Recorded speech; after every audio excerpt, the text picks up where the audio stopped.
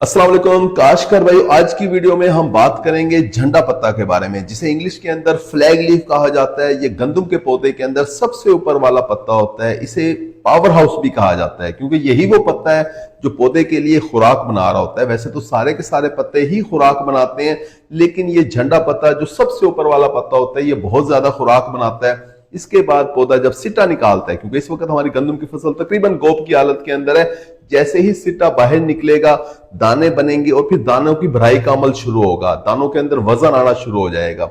देखें, ये दानों के अंदर जो वजन आएगा, ये झंडा पत्ता जो है, सबसे ऊपर वाला पत्ता जो है, सबसे ज्यादा किरदार अदा करेगा और हमारे दानों की भराई अच्छे तरीके से मुकम्मल करेगा। हमारे वो काश्तकार दोस्त जो झंडा पत्ता की एहतियात नहीं करते, ऐसे खराब कर लेते हैं, तो उनकी पैदावार 25-30% कम भी हो जाती है।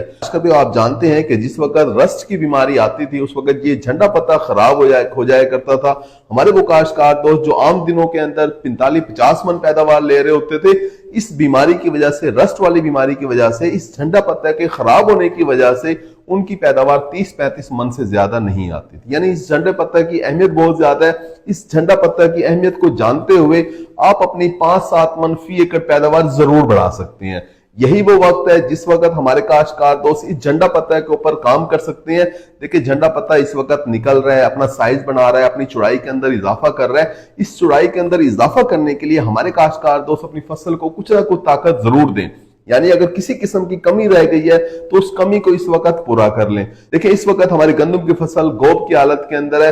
हमारे काश्तकार दोस्त, ऐसे काश्तकार दोस्त जिनकी फसल अभी कमजोर है, अगर उनकी रेतली जमीन है तो लाजमी फसल कमजोर होगी, अगर उनकी कलराठी शोर वाली जमीन है तब भी फसल कमजोर होगी, या उन्हें किसी भी वजह से झंडा पत्ता कुछ कमजोर नजर आ रहा है, कुछ पिलाहट के अंदर नजर आ रहा है, किसी भी वजह से पिलाहट नजर आ रही है, तो उसे चाहिए कि कैन गवारा खाद इस्तेमाल कर ले ताकि फसल के अंदर हरियाली आ जाए, झंडा पत्ता जो है वो चौड़ा हो जाए और हरा भरा हो जाए। उसके बाद जब सिट्टा निकले तो सेहतमंद निकले।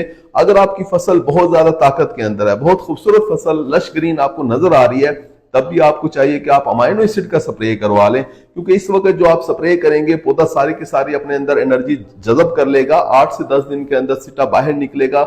सिट्टा जो बाहर निकलेगा तो वो जानदार निकलेगा। हमारे काश्तकार दोस्त की 5 से 10 मन फी एकड़ पैदावार बढ़ जाएगी। आप किसी भी कंपनी का अच्छा सा अमाइनो एसिड लेके उसका स्प्रे करवा लें। उसके साथ आप लिक्विड पोटाश जो आपको मिले तो वो आप साथ मिक्स कर लें।